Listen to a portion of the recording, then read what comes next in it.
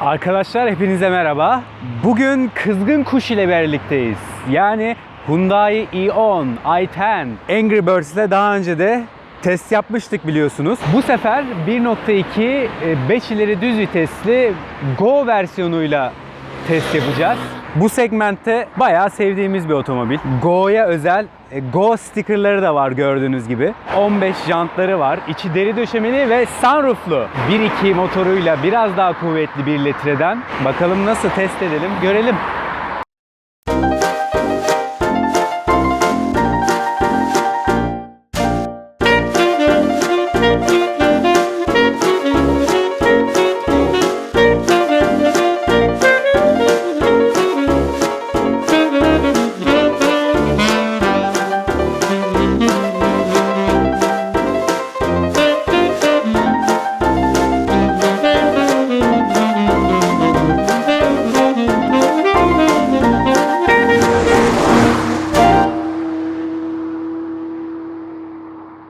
Arkadaşlar bu otomobilin özelliği sınırlı sayıda üretilmesi, deri direksiyon, deri koltuk, sunroof gibi özelliklerin olması. Bir de biliyorsunuz 1.2 motorda manuel vites yoktu. Şimdi manuel vites de var artık. Otomatik, 4 ileri otomatik değil, artık manuel şanzıman da alabiliyorsunuz. 4 ileri otomatik tabi biraz eski nesildi. Şimdi yenileme çalışmaları olacakmış. Öyle bir bilgi aldık. İç mekandan başlayalım o zaman arkadaşlar. Öncelikle size anahtarı göstermek istiyorum. Şöyle bir anahtarı var i10'un, i10'in.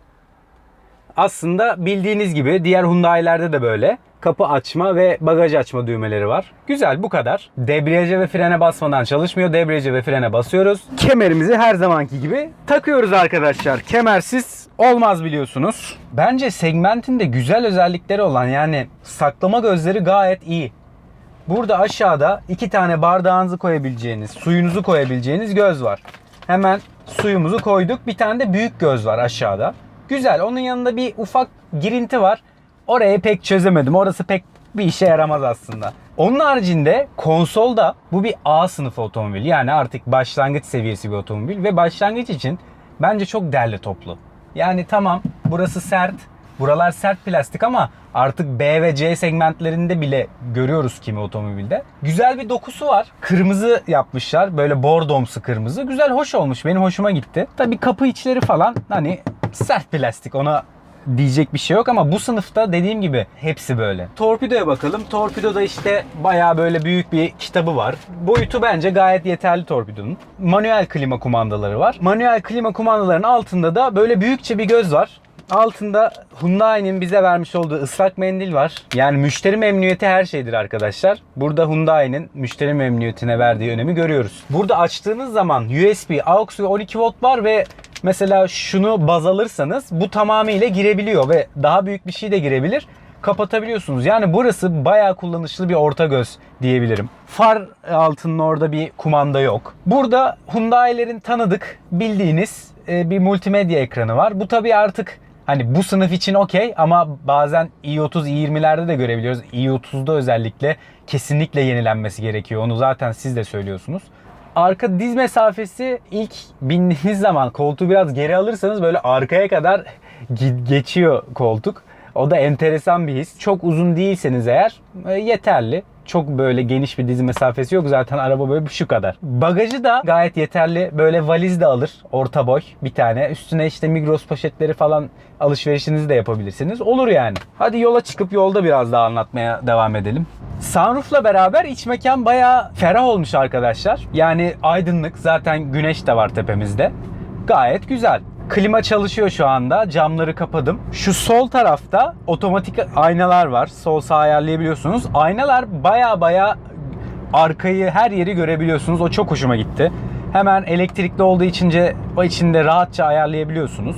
Yalıtımı arkadaşlar, daha önce test ettiğimiz 1 litrelik manuel i10 gibi yalıtımı. Yüksek süratlerde yani 100-120'de rüzgar gürültüsü alıyor. Evet, alıyor. Yani hatta şu an 60 ile gidiyoruz. Rüzgar gürültüsü alıyor ama bu bir A sınıfı otomobil. Ben gene beğendim. Yani bir A sınıfı otomobil alacak olsam kesinlikle rahatsız olmam. Ha derim, güzel, yani hiçbir sıkıntısı yok. Yol ve rüzgar gürültüsü biraz alıyor. Ama kesinlikle rahatsız edici boyutta değil. bildiğimiz bir Hyundai kadranı var. İşte orada şu direksiyon üzerinde, ya tabii şunu da bahsetmek istiyorum iç mekanda. Bu otomobil için bu direksiyon oldukça kaba. Tamam, deri direksiyon, deri bir direksiyonu var ama bence ilk göze çarpan bu direksiyon. Biraz kaba duruyor. Tuşların yerleşimi güzel. Müziği bütün halledebiliyorsunuz. Aç kapa yapabiliyorsunuz buradan. Ama keşke daha böyle şirin, ufak, bu arabaya yakışır bir direksiyon dizaynı olsaydı isterdim. İç mekanı böyle bitirdikten sonra arkadaşlar konforuna geçelim. Bu daha öncekine göre biraz daha gergin. Ama ben bu otomobilin konforunu seviyorum ya. Hakikaten seviyorum. Bazı B segmenti otomobillerden bile iyi. Darbe emişi iyi. Yalıtımı, süspansiyon yalıtımı fena değil. Yani şöyle fena değil. Çalışma sesi bazen duyuluyor. Ama A segmenti bir otomobilde olduğunuzu unutmayalım.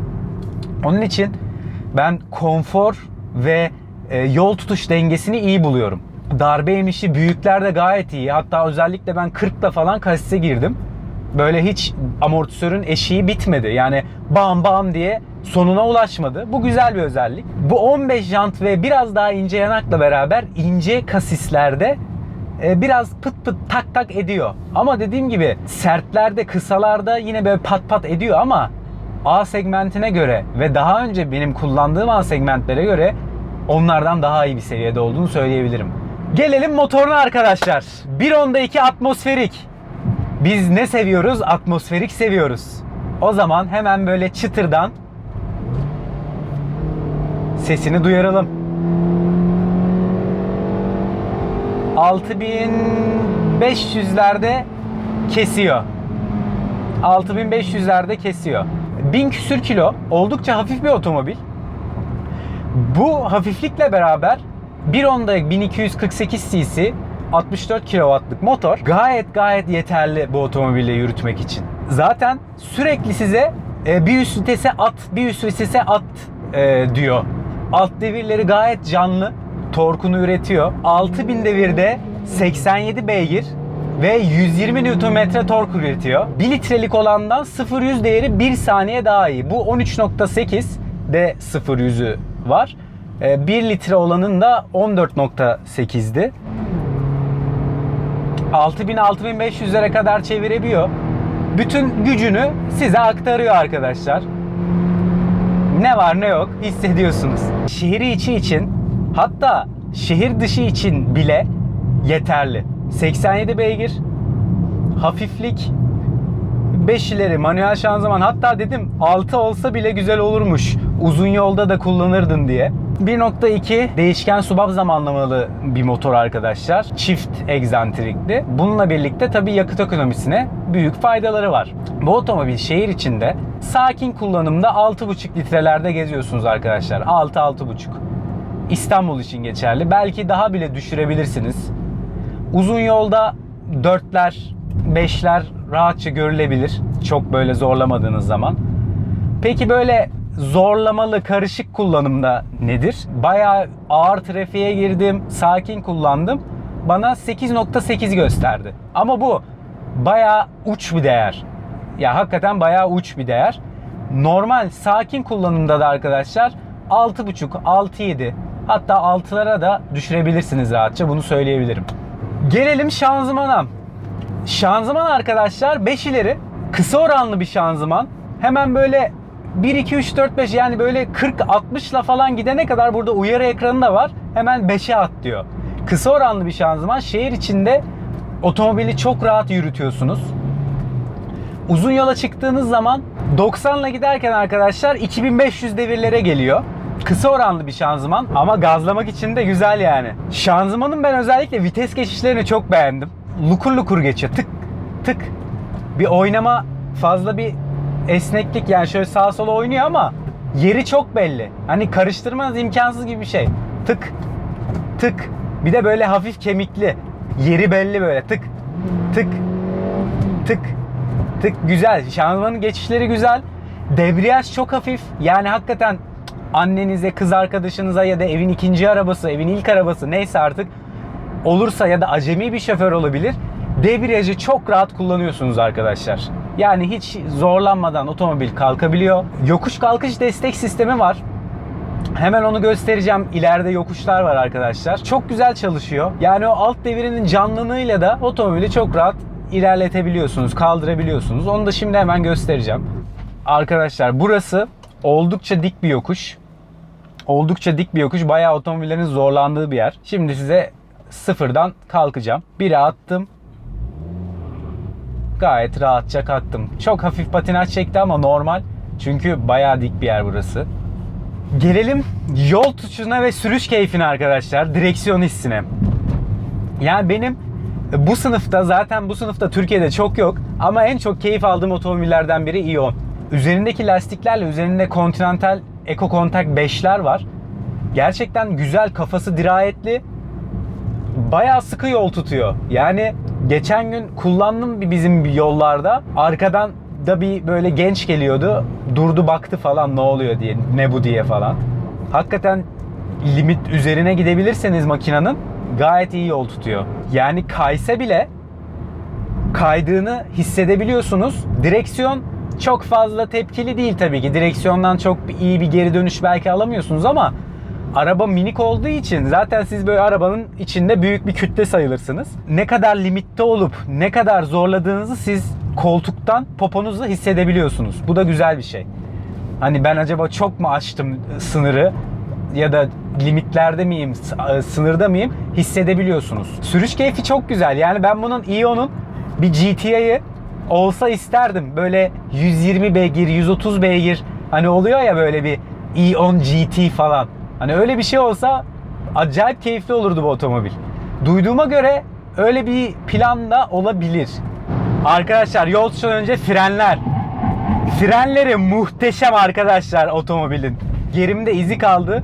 Bu lastiklerle beraber yol tutuşu ve frenleri muhteşem otomobilin. Lastiklerin de payı var ama Ion'da da biz sevmiştik. Daha önce kullandığımızda.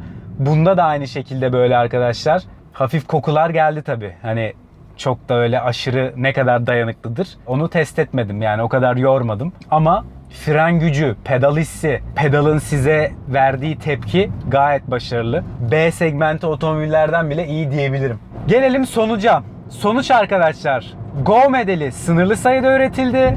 Deri kaplaması var, sunroof'u var. Güzel özellikleri var gerçekten yeni 1.2 modelinde. Sürüş keyfi, yakıt ekonomisi, güzel bir yol tutuş. Yani hem şehir içinde keyifli, kullanışlı bir otomobil, hem böyle hafif sürmekten hoşlanıyorsunuz otomobili. Keyif veren bir otomobil çünkü frenleri iyi, yol tutuşu iyi ve düz vitesinin vites geçişleri ve oranları iyi. Yani genel bir paket olarak değerlendirirsek Ion'u biz seviyoruz ve güzel yani hakikaten evin ikinci arabası. Mesela atıyorum güç M5'in var yanına Ion. Gerçekten tercih edilebilir. Görünüşü de Angry Birds gibi kızgın kuş. Keşke şu direksiyon tasarımı daha güzel olsa. Keşke rüzgar yalıtımı bir çıt daha iyi olsa. O zaman yani kusursuz olacak belki.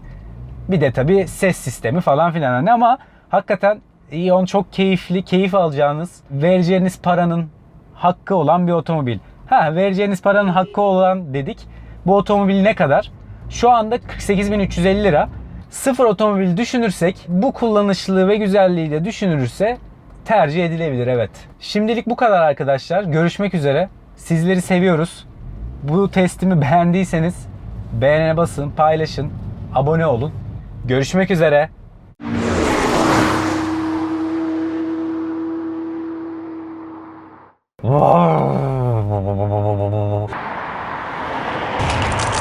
Go go go go.